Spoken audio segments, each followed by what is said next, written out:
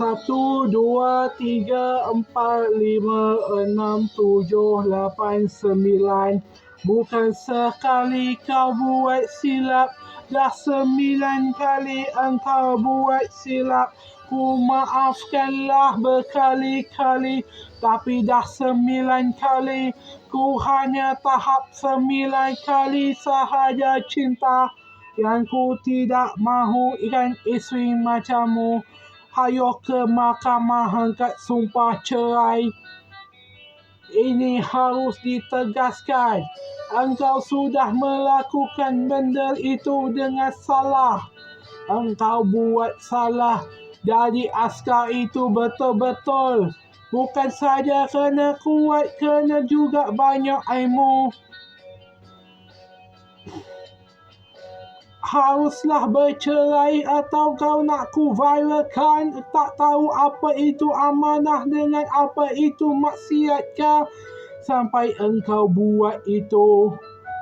Memang tak layak dipertahankan isteri seperti itu yang tak tahu bezakan mana amanah, mana tanggungjawab. Gitulah kata dia. Memang amanah orang mati itu penting, tapi juga boleh diwariskan. Kerana itu ku tidak peduli engkau ni askar kaya atau askar susah. Aku tidak mahu ini jadi. Ini sama saja dengan melakukan maksiat. Ku harus kahwin dengan isteri yang betul. Jadi ku tidak mahu yang tidak kaya jiwa. Harus cerai sahaja. Yang kali ini tidak akan berjumpa. Yang kau dah patut engkau kata patut berteman. Cerai itu harusnya berjauhan. Tak boleh bersama, apa tak lagi kita dah tak ada zuriat atau mukrim. Sekarang ini kau bukan mukrim. Yang engkau bukan wanita suci. Tidak perlu dipertahankan wanita seperti itu. Harus digantikan sahaja. Ku berharap dapatlah isi budiman yang kuat pegangan agama. Yang tahu bezakan amanah dengan jiwa dengan cinta. Memang cinta pada manusia itu salah. Lebih baik bercinta pada pencipta sesungguhnya. Pencipta Tuhan langit dan bumi ini.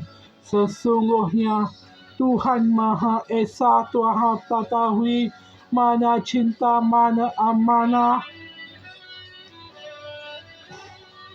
Engkau terlalu fikirkan manusia. Terlalu berharap pada manusia. Sampai kau lupa agama. Inilah nama dia agama. Cinta punya cinta. Memang cinta sebuah dosa yang tak perlu dipertahankan. Yang harus dipertahankan hanyalah agama. Dengan agama rumah tangga itu wajib dalam Islam. Gitulah akhirnya.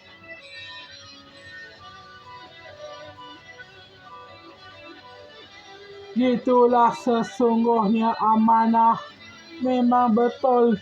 Amanah itu bukan saja untuk orang mati, juga boleh diberikan pada orang hidup. Apa itu?